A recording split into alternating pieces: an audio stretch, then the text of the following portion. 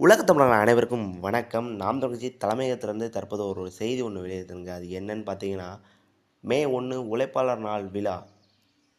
சுழலும் உலகின் அச்சாணியாய் திகழும் உழைக்கும் மக்களின் உரிமையை தங்கள் இன்னுயிரை ஈகம் செய்து நிலைநிறுத்தி தொழிலாளர்களால் உலகளாவிய அளவில் தொழிலாளர்களின் உரிமையை நிலைநாட்டதை போற்றும் விதமாக உலகமெங்கும் உழைப்பாளர்களின் நாளாக கொண்டாடப்படுகின்ற திருநாளான மே நாளை ஒட்டி நாம் தமிழர் கட்சியின் தலைமை ஒருங்கிணைப்பாளர் செந்தமிழன் சீமான் அவர்களின் அறிவுறுத்தலின் பேரில் தொழிற்சங்க பேரவை சார்பாக 1/5/2024 அன்று காலை 10 மணி அளவில் கட்சி தலைமை அலுவலகத்தில் உழைப்பாளர் நாள் விழா கொண்டாடப்படவிருக்கிறது.